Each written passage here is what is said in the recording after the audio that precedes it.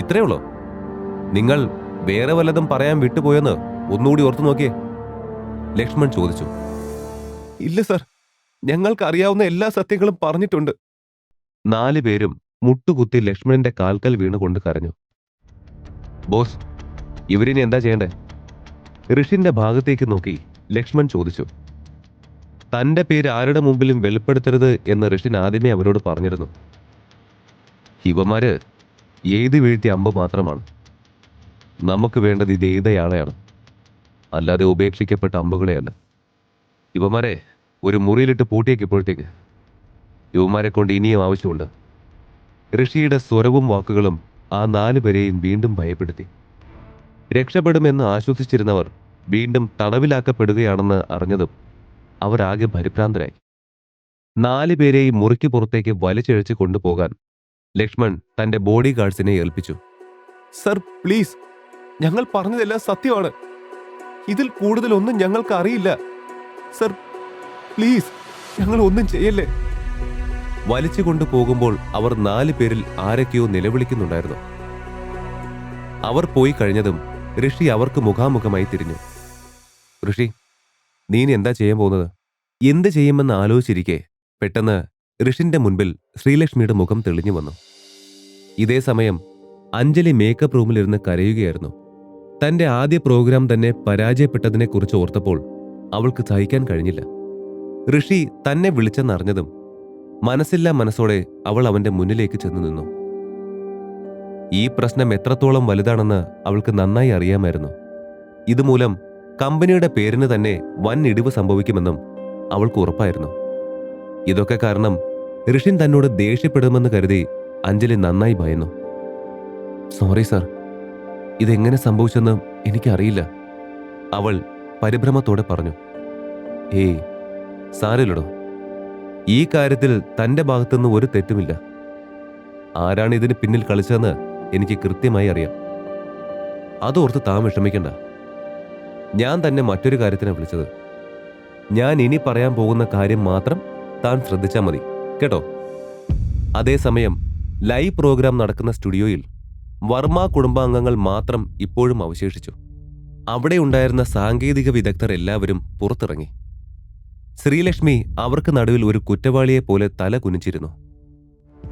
Sreelakshmi, try മീഡിയയുമായി ഈ കരാർ വാങ്ങാൻ നീ എത്ര കഷ്ടപ്പെട്ടാണ് പോയതെന്ന് ഞങ്ങൾക്കറിയാം. നമ്മുടെ കുടുംബം അതിനുവേണ്ടി എത്ര മാത്രം കഷ്ടപ്പെട്ടിട്ടുണ്ടെന്നും നിനക്ക് ഓർമ്മയുണ്ടല്ലോ. ഇന്ന് ആ അവസരം മുഴുവൻ നീ ഒരാൾ മൊത്തത്തിൽ പാഴാക്കി. ഇനിയെങ്കിലും നമ്മുടെ കമ്പനി ജോലികളിൽ നിന്ന് കുറച്ച് ദിവസത്തേക്ക് ഇവളെ മാറ്റി നിർത്തണം. ഇനി ഇവൾക്ക് ട്രൈ മീഡിയയുമായി ഒരു ബന്ധവും വേണ്ട. സിദ്ധാർത്ഥ് പറഞ്ഞത് ശരിയാണ്. ഇവൾ ചെയ്ത തെറ്റിന് നമ്മളെല്ലാവരും ഇനി ഇന്ദ്രപ്രസ്ഥത്തിന് മുന്നിൽ തല കുനിക്കണോ? തെറ്റ് ചെയ്തത് ഇവളല്ലേ? അപ്പോ ശ്രീലക്ഷ്മി തന്നെ അവിടെ പോയി ക്ഷമ ചോദിക്കട്ടെ. പെട്ടെന്നാണ് അവിടെ ഒരു കയ്യടി ശബ്ദം കേട്ടത്. ശ്രീലക്ഷ്മി പോലും ഞെട്ടി തല ഉയർത്തി നോക്കി. ഒന്നും മിണ്ടാതെ എന്താണ് സംഭവിക്കുന്നതെന്ന് നോക്കി നിന്ന ഋഷി കൈകൊട്ടിക്കൊണ്ട് മുന്നോട്ട് വന്നു. അവനെ കണ്ടതും മഹാദേവി നെറ്റി ചുളിച്ചു. സിദ്ധാർത്ഥാണെങ്കിൽ അവനെ രൂക്ഷമായി നോക്കി. ഓ, ഇതാര്? CID ഉണ്ണികൃഷ്ണനും CID മൂസയോ? എത്ര പെട്ടെന്നാ കേസ് അന്വേഷിച്ച് വിധി നടപ്പിലാക്കിയത്? ഋഷി മഹാദേവിയെയും സിദ്ധാർത്ഥിനെ നോക്കി പരിഹാസത്തോടെ ചോദിച്ചു. പെട്ടെന്ന് അവനെ കണ്ടതും ശ്രീലക്ഷ്മി കാര്യം മനസ്സിലാവാതെ അവനെ നോക്കി. നീ എങ്ങനെയാ ഞങ്ങളുടെ ഫാമിലി മീറ്റിംഗ് സ്ഥലത്ത് വന്നത്? നിന്നെ ആരാ ഇവിടെ കയറ്റിയത്?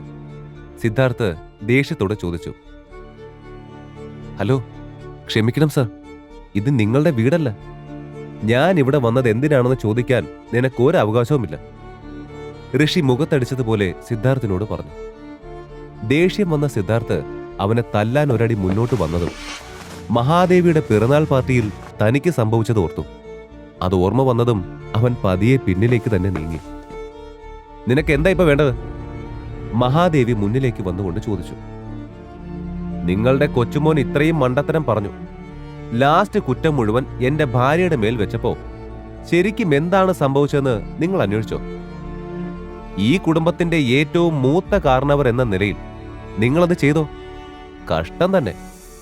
ഋഷി തന്നെ കുറ്റപ്പെടുത്തുകയും പരിഹസിക്കുകയും ചെയ്യുന്നത് കാണേ അവർക്ക് നല്ല ദേഷ്യം വന്നു. ഇപ്പോ നടന്ന സംഭവത്തിൽ എന്റെ ഭാര്യയുടെ ഭാഗത്ത് തെറ്റൊന്നുമില്ല. ഇതെല്ലാം വളരെ വെൽ പ്ലാൻഡായ കാര്യമാണെന്ന് ഞാൻ തെളിയിച്ചാൽ നിങ്ങൾ എന്ത് ചെയ്യും? ഋഷി മഹാദേവിയോട് ചോദിച്ചു. എല്ലാവരും വലിയ ആകാംക്ഷയോടെ അവനെ നോക്കി. Excuse me. പെട്ടെന്നാണ് മധുരമാർന്ന ഒരു പെൺകുട്ടിയുടെ ശബ്ദം അവിടെ ഡോറിനടുത്ത് നിന്നും കേട്ടത്. എല്ലാവരും ആ ഭാഗത്തേക്ക് നോക്കിയപ്പോൾ കണ്ടത് അകത്തേക്ക് വരുന്ന അഞ്ജലിയായിരുന്നു. ഹായ് അഞ്ജലി, ഞാൻ അങ്ങോട്ട് വന്ന് നിന്നെ കാണാനിരിക്കുമായിരുന്നു. അപ്പോഴേക്കും ഇവിടേക്ക് വന്നോ? വരൂ, വന്നിരിക്കൂ. മഹാദേവി അവളോട് ചിരിച്ചുകൊണ്ട് സംസാരിച്ചു. നോ മാം, കുഴപ്പമില്ല, ഞാൻ ഇവിടെ നിന്നോളാം. ലക്ഷ്മിയുടെ അടുത്തേക്ക് പോയി. ശ്രീലക്ഷ്മി, താൻ വിഷമിക്കാതെ. എല്ലാം ഞാൻ പരിശോധിച്ചു കഴിഞ്ഞു. നിന്റെ സൈഡിൽ കുഴപ്പമൊന്നുമില്ല. അഞ്ജലി പറഞ്ഞതും എല്ലാവരും ഞെട്ടലോടെ അവളെ നോക്കി. ഋഷി ഇത്രയും നേരം സംസാരിച്ച കാര്യങ്ങൾ ചിലർ ഓർത്തു. എന്താ അഞ്ജലി, നീ എന്താ ഈ പറയുന്നത്? ശ്രീലക്ഷ്മി കാര്യം മനസ്സിലാവാതെ ആശങ്കയോടെ ചോദിച്ചു. അതേ ശ്രീലക്ഷ്മി, ഞാൻ സത്യമാണ് പറയുന്നത്. നിന്റെ ഭാഗത്ത് ഈ കാര്യത്തിൽ യാതൊരു വീഴ്ചയും പറ്റിയിട്ടില്ല. അഞ്ജലി അവളെ ആശ്വസിപ്പിക്കും വിധം സൗമ്യമായി പറഞ്ഞു. അഞ്ജലി, മോൾ എന്താ ഇങ്ങനെ സംസാരിക്കുന്നേ? ശരിക്കും എന്താ സംഭവിച്ചെന്ന് വ്യക്തമായി പറയാമോ? മഹാദേവി വേഗം ഇടയ്ക്ക് കയറി ചോദിച്ചു. ഒരു മിനിറ്റ് മാഡം. അഞ്ജലി ഡോറിന് നേരെ ആരെയോ നോക്കി മറുപടി പറഞ്ഞു. ഗായ്സ്, ഒന്നുള്ളിലേക്ക് വരാവോ? അഞ്ജലി പുറത്തേക്ക് നോക്കി വിളിച്ചു. കാര്യം മനസ്സിലാവാതെ നിന്ന അവർക്കെല്ലാം മുൻപിലൂടെ പുറത്തു നിന്ന 4 സൗണ്ട് എഞ്ചിനീയർമാർ അകത്തേക്ക് വന്നു. അവിടെ ഉണ്ടായിരുന്ന എല്ലാവരെയും ശാന്തമായി നോക്കിയ ശേഷം അഞ്ജലി നേരെ ആ 4 പേർക്ക് നേരെ തിരിഞ്ഞു. എന്താ അവിടെ സംഭവിച്ചെന്ന് മഹാദേവി മാഡത്തിനൊന്ന് പറഞ്ഞു കൊടുക്ക്. ആ 4 പേരും മടിച്ച് ആൾക്കൂട്ടത്തിൽ നിന്ന സിദ്ധാർത്ഥിനെ നോക്കി. ഒരേ സമയം തന്നെ അവനെ ചൂണ്ടിക്കാണിച്ചു. ദാ ഇയാളാണ് ഞങ്ങളോട് ഈ കാര്യം ചെയ്യാൻ ആവശ്യപ്പെട്ടതും അതിനുവേണ്ടി പണം തന്നതും. അവരിൽ ഒരാൾ പറഞ്ഞു. വാട്ട്? നമ്മുടെ സിദ്ധാർത്ഥോ? അവിടെ ഉണ്ടായിരുന്ന സർവരും അത് കേട്ട് ഞെട്ടിപ്പോയി. അതെ, ഈ പരിപാടി കുളവായാൽ ഞങ്ങൾക്ക് ഓരോരുത്തർക്കും 2 ലക്ഷം തരാമെന്ന് പറഞ്ഞ് ഇത് ചെയ്യിപ്പിച്ചത് ഇയാളാണ്. അതിനുവേണ്ടി ഈ അഞ്ജലി മാഡത്തിന്റെ മൈക്രോഫോൺ കേടുവരുത്തണം എന്ന ഐഡിയയും തന്നത് അയാളാണ്. നിങ്ങളൊക്കെ ആരാ? ഞാൻ നിങ്ങൾ ഇതുവരെ കണ്ടിട്ട് പോലുമില്ല. പിന്നെ എന്തിനാ നിങ്ങൾ അനാവശ്യമായി എന്നെ പറയുന്നത്? അല്പം ഒന്ന് പരിഭ്രമം മാറിയതും സിദ്ധാർത്ഥ് ദേഷ്യത്തോടെ ആ 4 പേരോടുമായി ചോദിച്ചു. ഇയാള് ഞങ്ങളോട് ആ പരിപാടി ചെയ്യാൻ ആവശ്യപ്പെട്ടതിന്റെ തെളിവ് ഞങ്ങളുടെ കയ്യിലുണ്ട്. അവന്റെ അക്കൗണ്ടിൽ നിന്ന് അയച്ച പണത്തിന്റെ ഡീറ്റെയിൽസ് പോലും ഉണ്ട്. ടു ബി ഹോണസ്റ്റ്, അതിൽ നിന്ന് ഒരു പൈസ പോലും ഞങ്ങൾ ചെലവഴിച്ചിട്ടില്ല. ആ 4 സൗണ്ട് എഞ്ചിനീയേഴ്സിൽ നിന്നും മറ്റൊരാൾ പറഞ്ഞു. എത്ര ധൈര്യമുണ്ടടാ നിനക്കൊക്കെ എന്റെ നേരെ തന്നെ തിരിയാൻ? ക്യാഷ് കൈനീട്ടി വാങ്ങുമ്പോൾ ഇതൊന്നും കണ്ടിരുന്നില്ലല്ലോ. ദേഷ്യം അടക്കാനാവാതെ സിദ്ധാർത്ഥ് അവരെ 4 പേരെയും നോക്കി പറഞ്ഞു. സിദ്ധാർത്ഥ്, അപ്പോ ശരിക്കും നീയാണോ ഇതിനെല്ലാം കാരണം? കേട്ടത് വിശ്വാസം വരാതെ മഹാദേവി ചോദിച്ചു. അവിടെ കൂടിയ സർവരും ഞെട്ടിയിരുന്നു. അത് കേട്ടപ്പോഴാണ് എല്ലാം കൈവിട്ടു പോയെന്ന കാര്യം സിദ്ധാർത്ഥ് അറിഞ്ഞത്.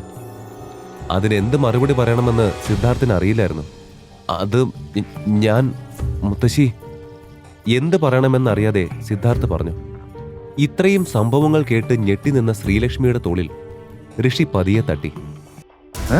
ഈ കഥയുടെ ബാക്കി അറിയാൻ download pocket FM app. Link in description.